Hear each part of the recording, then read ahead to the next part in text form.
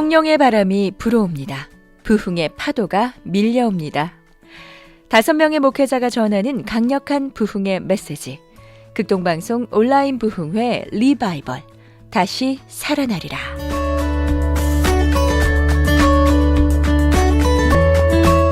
온라인 부흥회 리바이벌. 그 첫 번째 주제는 부활 그리고 부흥입니다.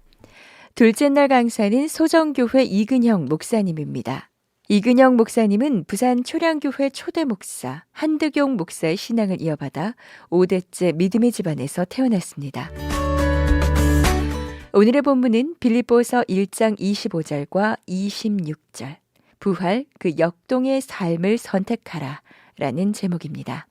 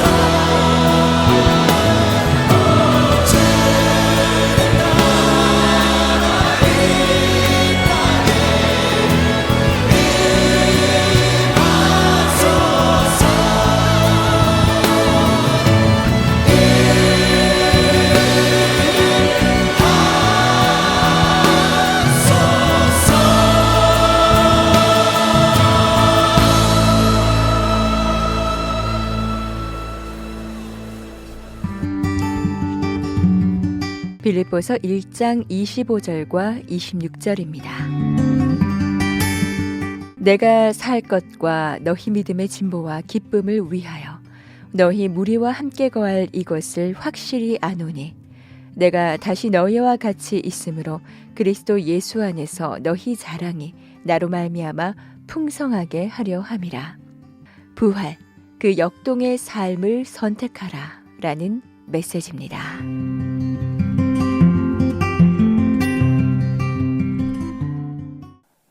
사랑하는 극동방송 애청자 여러분, 오늘 이 방송을 통해서 예수 그리스도의 부활의 그 역동적인 은혜가 여러분의 가정과 삶에 충만하시기를 축복합니다.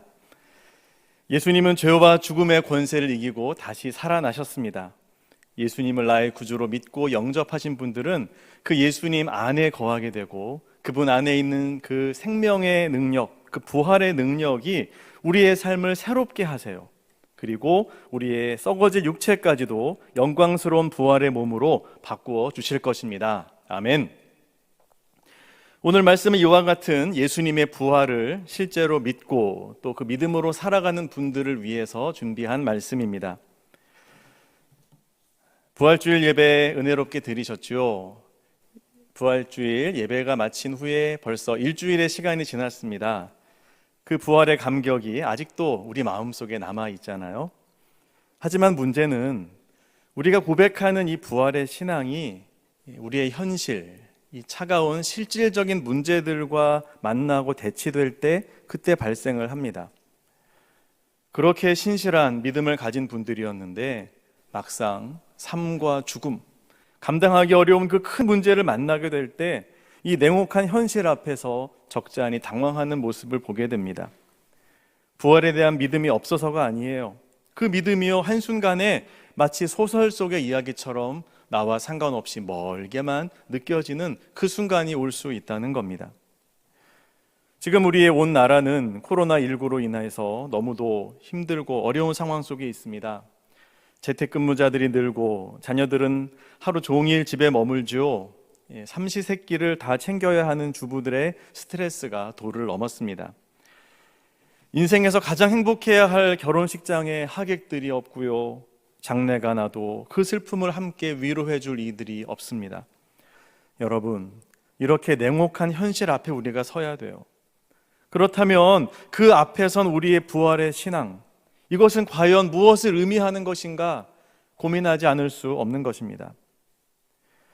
이러한 이 실질적인 삶 속에서의 고백은 우리가 읽은 본문을 기술한 사도 바울도 마찬가지였습니다. 그는 다메섹 도상에서 부활하신 예수님을 만나고 그의 인생이 변화되어지죠.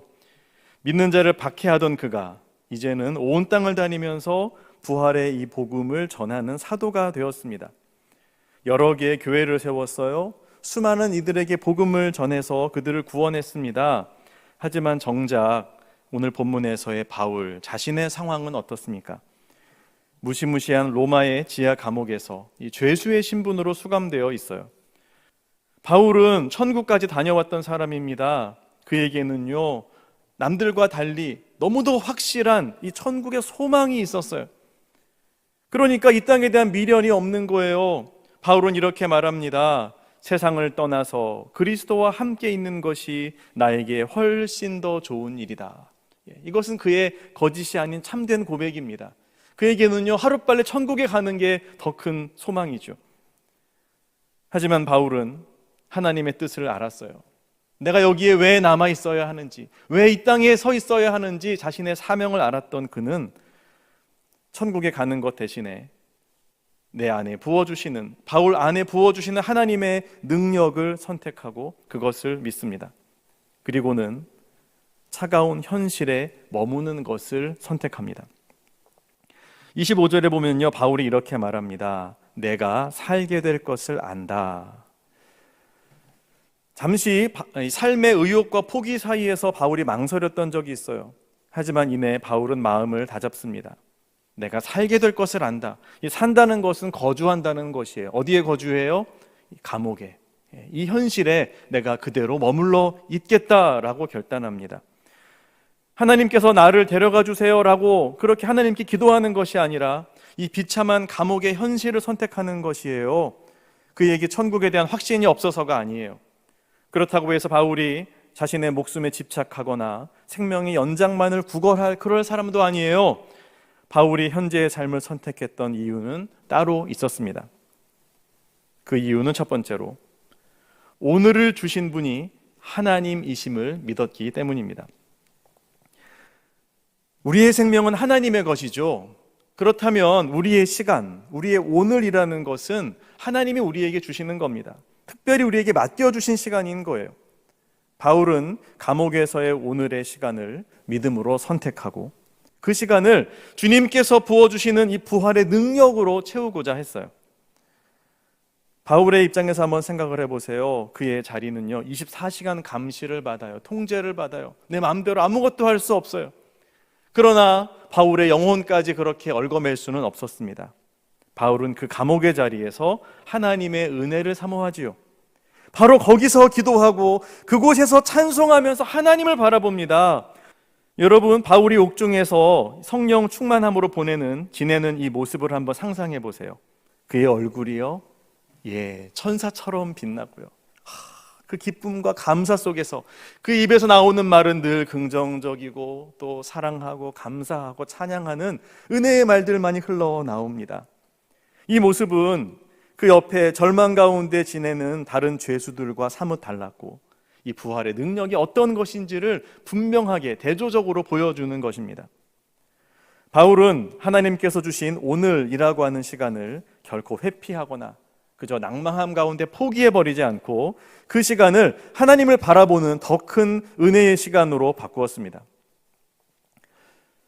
1628년 영국의 존 버년, 그가 성령을 받고요, 뜨거운 마음을 가진 다음에 이 복음을 전해야 되겠다 생각을 했어요. 온 나라를 다니면서 노방 전도를 하고요, 메시지를 전하고 설교를 하다가 당시의 정치적인 상황에 휩쓸려서 옥에 갇히게 됩니다. 그리고 무려 12년 동안이나 감옥 생활을 하게 돼요. 복음을 전했다고, 메시지를 전했다고 감옥 생활을 12년을 하는 이 존 버년, 하나님 앞에서 어떤 마음이 들겠어요?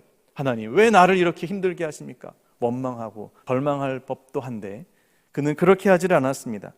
감옥에서도 계속 기도하고 말씀을 읽고 주님 앞에 나아갑니다.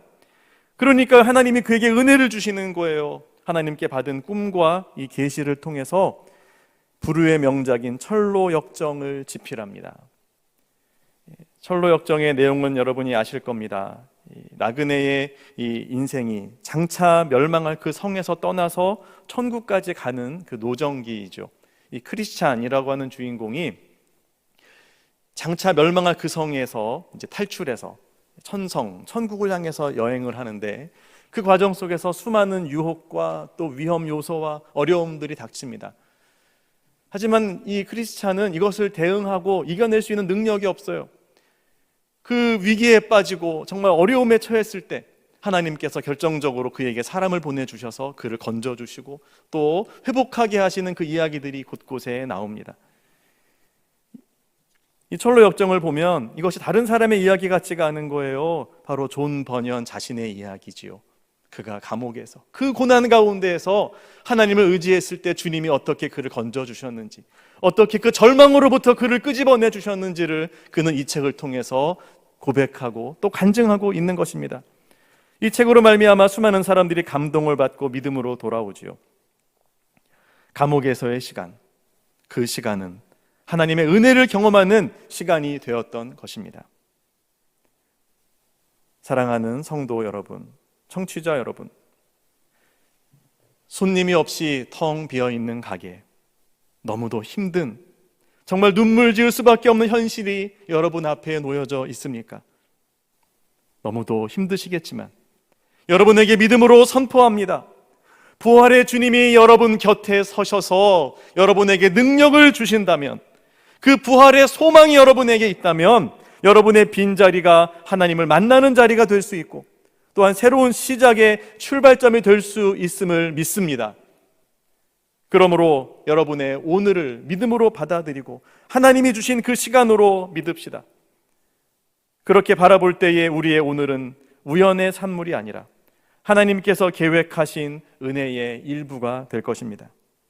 예수님의 부활에 역동하는 그 능력으로 여러분의 현재를 하나님의 은혜의 시간으로 채워나가는 모든 청취자들이 되시기를 바랍니다.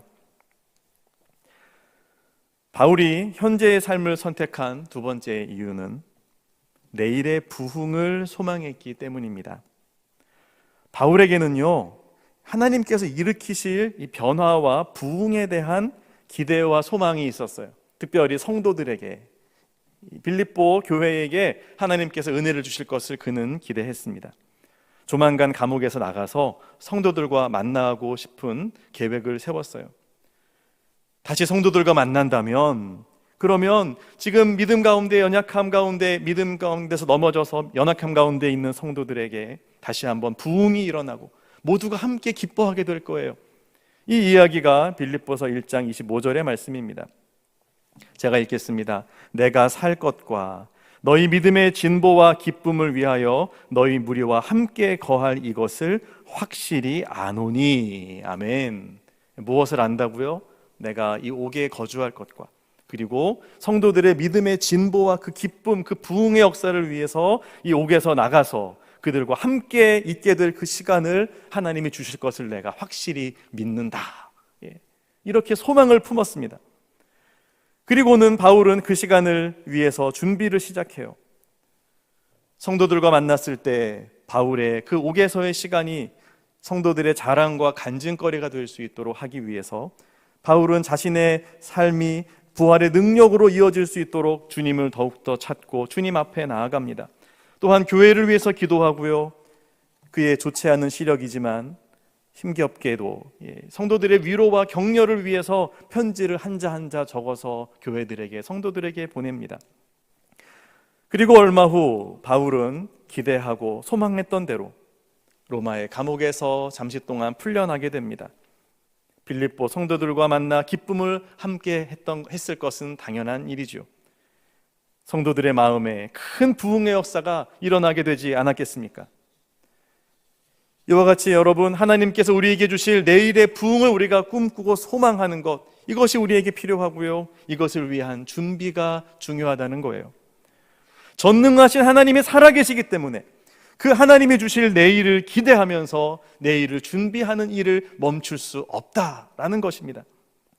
많은 분들이 이번 코로나19로 인해서 나의 내일이 불투명하다라고 한숨을 지으십니다. 많은 분들이 대한민국의 장래를 염려합니다. 하지만 여러분, 우리는 우리의 내일이 우리의 손에 있는 것이 아니라 부활하신 예수 그리스도 그분의 계획과 섭리 가운데 있음을 믿어야 합니다. 그분 안에서, 부활하신 주님 안에서 우리에게는 밝은 내일의 부흥이 있을 줄로 믿습니다. 이것을 믿고요, 우리는 그때를 준비해야 하는 것입니다. 사도 바울은 내일의 변화를 소망하고 기대하면서 멀리 있는 성도들을 사랑으로 섬깁니다. 그들을 위해 편지를 쓰고 그들을 위해 기도하고 그들을 위해 본인 자신을 준비합니다. 그리고 가까이 있는 이들을 사랑합니다. 옆에 있는 다른 죄수들, 또 그 간수들, 그들을 위해서 기도하면서 그들에게 사랑을 베풀어요. 그랬더니요, 사도 바울을 통하여서 놀라운 영향력이 나타나게 되죠. 바울을 보는 이들마다, 간수마다 은혜를 받아요. 완악한 죄수들이 바울을 보면서 예수님이 살아계셔 라고 느끼게 됩니다. 그가 보낸 편지를 읽은 교회마다 새 힘을 얻게 되고 복음은 그렇게 더욱더 널리 전파되면서 결국은 여러분이 아시는 것처럼 로마가 복음화되고 예수 그리스도를 구주로 고백하게 되어지는 겁니다. 우리도 마찬가지입니다. 부활하신 예수 그리스도, 그분의 사랑으로 내일의 부흥을 준비할 수 있어야 되겠어요.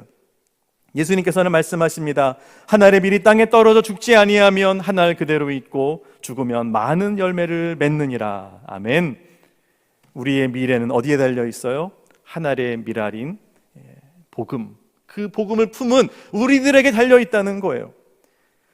우리가 부활하신 예수님의 사랑을 품고 예수님처럼 사랑으로 이웃을 대하고 오른뺨을 치는 자에게 왼뺨도 내어주고 겉옷을 요구하는 자들에게 속옷까지 내어주면서 목숨까지 우리를 위해서 아낌없이 주신 그리스도의 참 사랑을 오늘 실천하기 시작한다면 우리의 개인이, 우리의 교회가, 이 나라가 하나님 앞에서 놀라운 부흥의 역사를 경험하게 될 줄로 믿습니다. 그러므로 이 어려운 때의 교회는 더욱더 나누고 이웃을 섬기고 이웃을 사랑하는 일에 앞장서야만 하는 것입니다. 사랑의 실천으로 내일을 위한 부흥을 준비하는 우리 모두가 될 수 있기를 소망합니다. 사랑하는 애청자 여러분, 많이 힘드시죠? 그러나 부활의 주님의 생명이 우리 안에 있음을 믿어야 합니다. 이 부활의 능력으로 하나님께서 맡겨주신 우리의 오늘을 선택합시다. 그럴 때에 우리 주님이 감당할 힘을 주시고 내가 서 있는 이곳이 작은 천국이 되게 하실 겁니다. 그럴 때에 주님이 주신 그 내일의 부흥이, 주님이 준비하신 그 부흥이 오늘 우리의 사랑의 실천 속에서 반드시 오게 될 줄로 믿습니다. 날마다 예수 그리스도의 부활, 그 역동하는 삶을 선택함으로 승리하는 모든 극동방송의 청취자들이 되시기를 예수 그리스도의 이름으로 축복합니다. 아멘. 기도하겠습니다.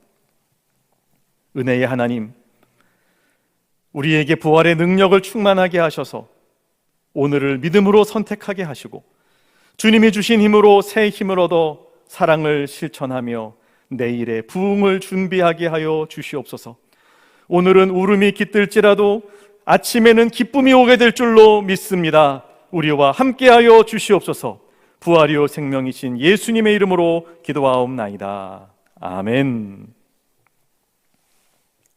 이제는 오늘 우리와 함께 하시는 예수 그리스도의 크신 은혜와 아낌없이 부어주시는 사랑으로 살게 하시는 하나님 아버지의 극진하신 사랑하심과 내일의 부흥을 허락하시는 성령님의 교통 감화 충만케 하심이 극동방송의 모든 청취자와 그 가정 위에, 한국교회 위에, 대한민국 위에 이제로부터 영원토록 함께하옵시기를 간절히 축원하옵나이다. 아멘.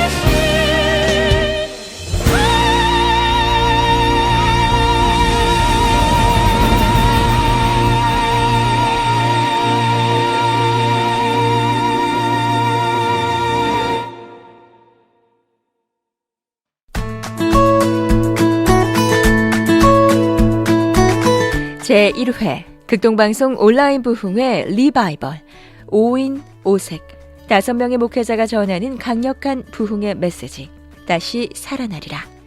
이 프로그램은 부산극동방송 목회자 자문위원회가 함께했습니다.